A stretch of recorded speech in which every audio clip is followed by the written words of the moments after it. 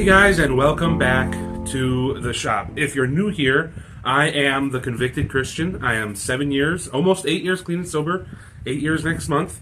And I did almost 10 years in prison, and now I am free and off parole, all thanks to the love of God for me. If you're a returning viewer, you know that it is, say it with me, Life Story Monday. And this is where I talk about what choices I made and the things that I went through that led me to the point where I am now in being clean and sober, staying out of prison. Last week, we talked about my time immediately after being released from minimum security prison and up to the point of meeting my girlfriend at the time, which was a very bad mistake. And today, that's where we're going to start off. But before we start, let's get our Bible verse out of the way. Now, today's Bible verse is going to be the basis for what I hope someday is the ministry or my work within the Christ community, church community, believer community, whatever you want to call it. If you don't believe in that, don't want to hear it, you can just move on. Because I'm not out to just help believers. I'm out to help everybody. And this is part of my story, so I want to include this. So we're going to be reading Matthew 8, 2 through 3. And this is where I got the name No More Leper Ministry. And this is partly where I got the name Convicted Christian from. And I hope that if you're struggling and need some guidance, that this verse speaks to you. If it doesn't, let me know. Let me know that it was a fail on my part, and we'll try again to do better next time. So Matthew 8, 2 through 3. A man with leprosy came and knelt before him and said, "Lord, if you are willing, you can make me clean."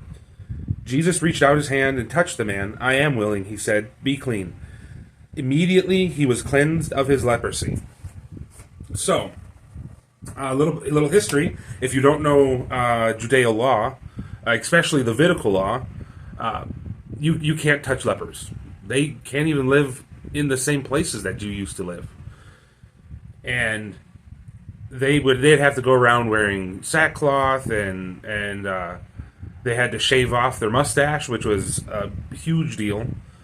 And they were no longer allowed to live anywhere near their families or who they used to know, what they used to know. And they were ostracized. They had to live in a leper colony with other lepers. That was it. And if you got clean of the leprosy, you could come back. But that didn't happen a whole lot. And if you got leprosy, it was kind of a death sentence for you. Wasn't much coming back from that. Now, Jesus, he was a Jew. He was an Israelite. So for him, he was not allowed to touch the leper.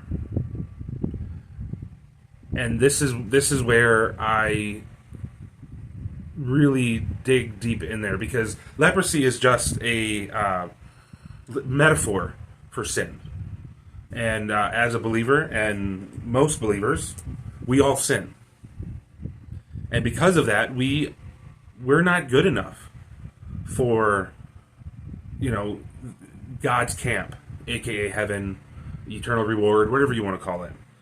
And because of that leprosy, aka sin, technically God, he can't come near us. He can't be with us without something. Back in the day, it used to be sacrifices through the Israelites and the Hebrews and the Jews and all that. They used to give sacrifices and to atone for their sins. But what is shown here is that Jesus, knowing our heart and becoming man and knowing what it's like to live in that type of sin, so to say, he didn't just heal him from afar to keep up with Levitical law. He didn't, just make it magically disappear and without having some type of personal connection with the man. He touched him. This is a man with leprosy. He probably hasn't been touched in years. He hasn't been given compassion and love for years.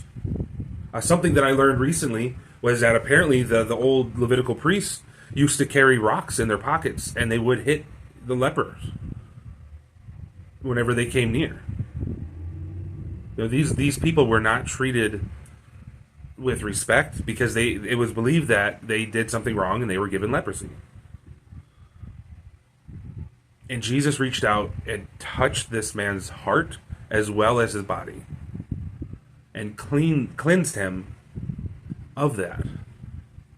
Now, for me, I believe that's what he did for me, and I struggled for a long time with that. Which sounds funny because you'd think, oh, it would be awesome to be clean. I didn't think I deserved it. I thought that I had messed up so much that there's no way that anybody could possibly want to help me, save me, heal me, or anything. And Jesus did just that for me.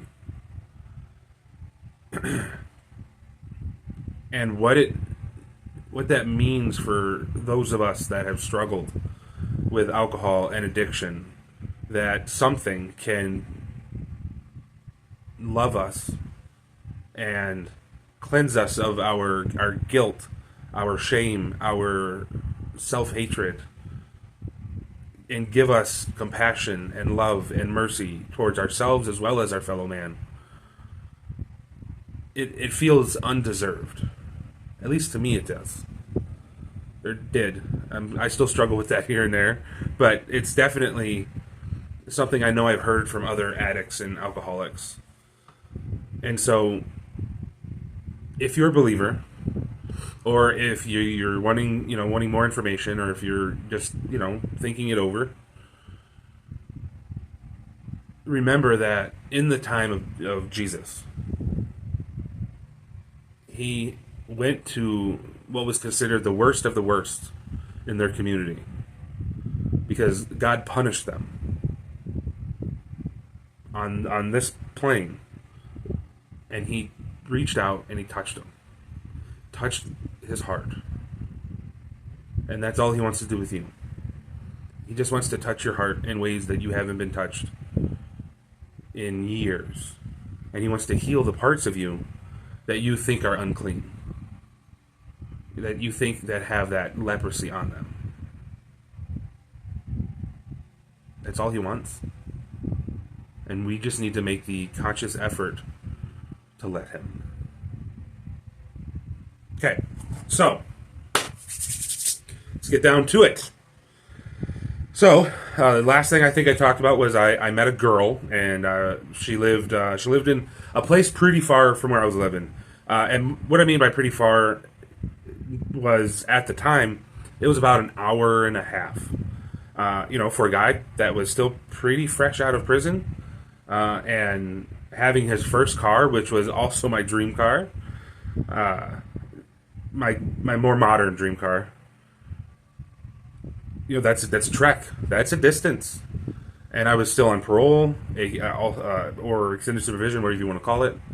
And so for me, that was driving down there almost every weekend and spending time with her and, doing things down there. That was a distance for me. So, and I did that just about every weekend or any time that I was off, or if I got off work early on a Friday, I would make that trip down there multiple times.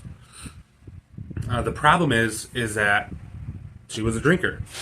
In my opinion, she bordered on alcoholism. I can't make that decision for her to say that, and nothing points to an actual problem, but there was a lot of drinking. A lot of drinking. And it led to a lot of really poor choices on my part. And at this time, I still struggled with things like jealousy and abandonment. And I feared someone leaving me and choosing someone else based upon something I didn't do or hadn't done yet. And the way that she operated is she didn't see a problem with, getting drinks from other men. She didn't see a problem with, you know, talking to men at the bar while I was there with her. And I don't know what all those conversations were. I don't know how innocent they were or how not innocent they were. But I struggled with that. And to myself, I was thinking, I put in all this effort, I put all this work in. I can handle this, and I want to actually settle down, and I actually want to try to have a normal relationship and not be broken on the inside. And well, didn't turn out very well for me, because no matter which way I sliced that pie, I was still broken. Now, parts of me had been fixed, but I was still broken. And so that led to a lot of fights. I mean, just about any time that we went and did something and drank, which was, I think, just about every time, something would happen. And, I mean, that should have been my first indicator, and I should have, bailed and went back to working on myself now that I could see that I was struggling. But no, I was being a stubborn mule, and I thought that the work that I had already done was enough. Not even close. Not even close to the truth. I still needed so much more work that there wasn't anything anyone could have done to help me. Not at this point.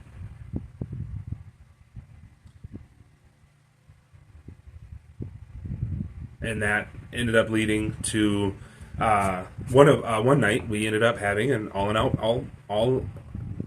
and out brawl. I never struck her, I never hit her, but I was definitely in the wrong. I got into her face. I had, while alone, continued to consume exorbitant amounts of alcohol. And I'm actually pretty lucky to be alive from that particular incident. Because when I did go to jail, because there was no way I wasn't going to jail, I was still on parole. I had rules in my release that said I wasn't allowed to drink, and we had gotten so loud, and things have gotten shoved, things fell over. There was no way that eventually someone wasn't going to call the cops, and so I got arrested. But I don't remember any of that.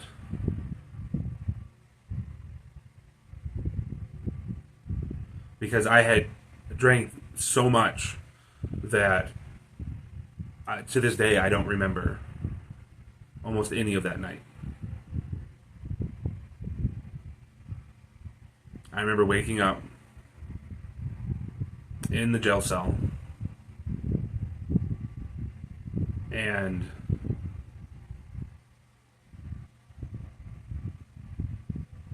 just praying that someone wasn't dead. That I hadn't made the ultimate choice.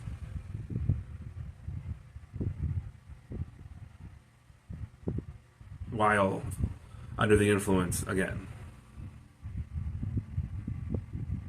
And luckily, it wasn't. Everyone was fine. I very clearly remember the next morning talking to the medical staff because they had to monitor me.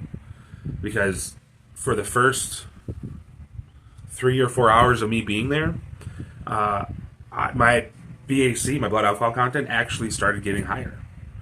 Because I drank faster than my liver could keep up with. And it was still processing alcohol into my system.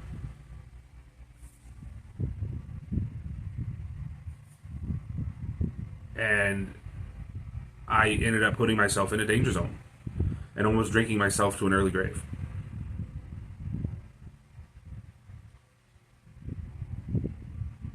I was given an option after I went through court and sentencing and all that.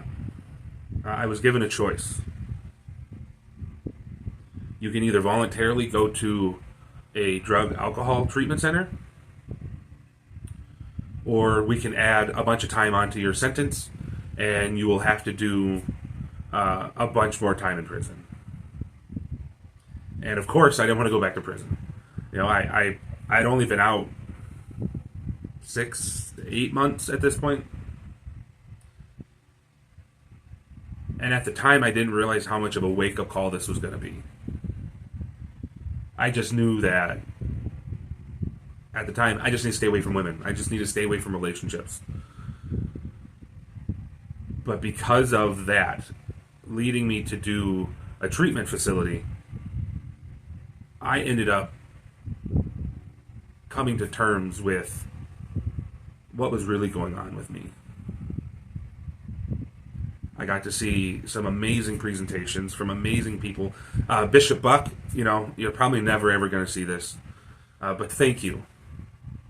You came to the rehab facility. You gave an amazing speech.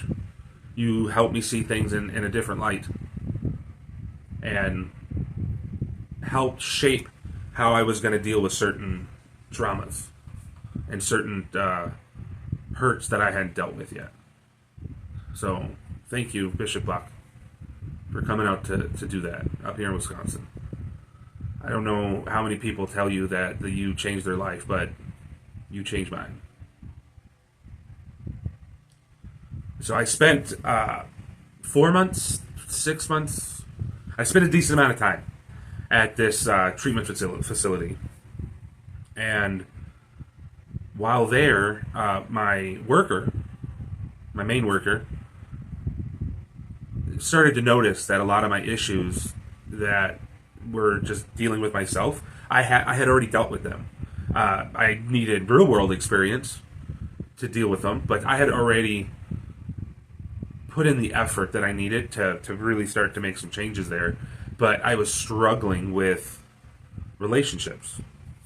And so that's when she focused on that. She refocused on my relationship aspect and how I dealt with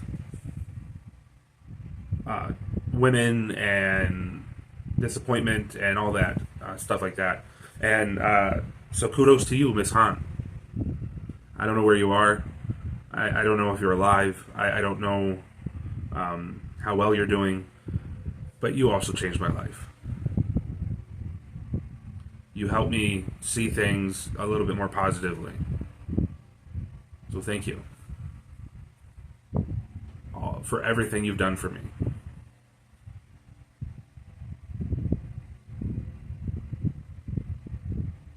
But I did my time there. I ended up getting a tooth pulled there. You want to talk about something that stinks, is sleeping in a facility with a freshly pulled tooth. It's not great. It's not great. But I got through there, and I came out a very different person. As different as I was over the 4 years that I was in prison the last time, was about the same amount of change that happened in this 4 to 6 month period. Because I found out that if you're truly dedicated to the change, you're going to change more than you ever hoped or thought. And it makes a big difference.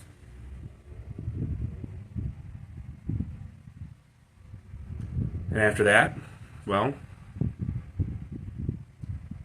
I started making the right choices.